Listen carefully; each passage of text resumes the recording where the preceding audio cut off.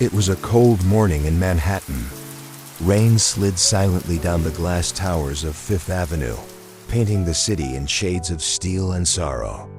Most of New York was still asleep, except for the few who had no choice but to wake with the streets. Among them was a man huddled beneath a thin, water-stained blanket near the side of Trump Tower.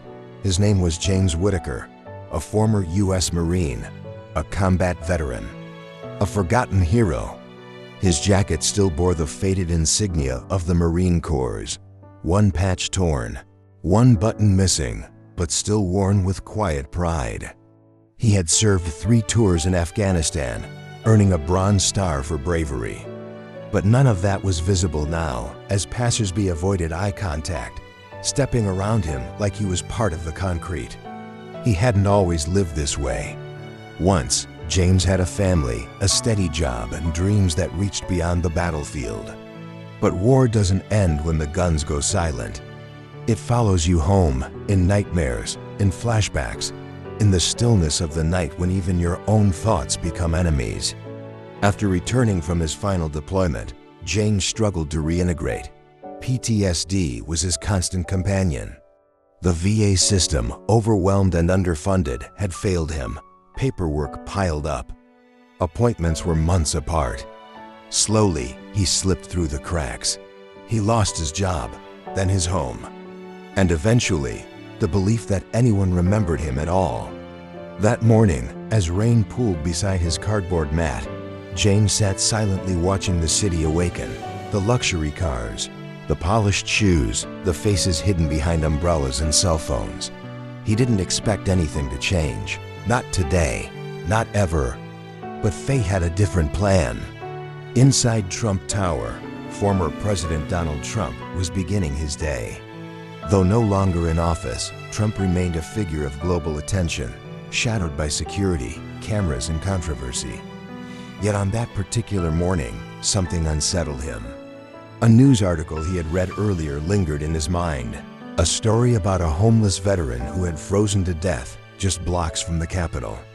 Without informing his security detail, Trump made an unplanned move.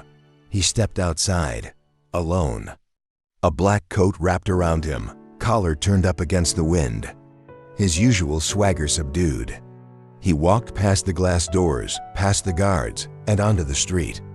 And that's when he saw James. At first, it was the jacket that caught his eye. Then the eyes beneath the hood, tired, sunken, but not empty. There was something in that gaze. A memory, a weight, a truth. Trump paused, his polished shoes soaking in the puddled street. His eyes stayed fixed on the man before him. And for the first time in years, he wasn't looking at numbers, headlines, or political maps. He was looking at a soldier. One who had fought a war that no one remembered. One who had been left behind by the very nation he swore to protect. In silence, Trump turned and re-entered the building.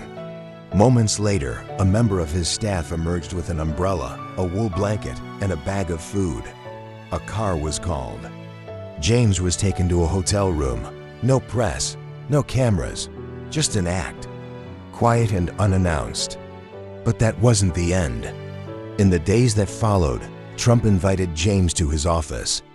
He listened, not to a political advisor or a billionaire donor, but to a man who had seen death and lived through it.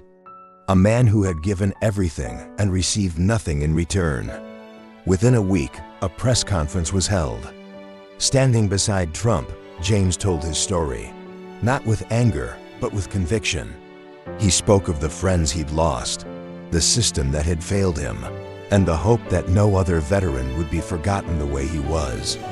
Trump, visibly moved, announced the launch of a new initiative, the Silent Heroes Program, a privately funded effort aimed at housing homeless veterans, providing mental health support, and restoring the dignity that had been stripped from so many. Overnight, James became the face of a movement.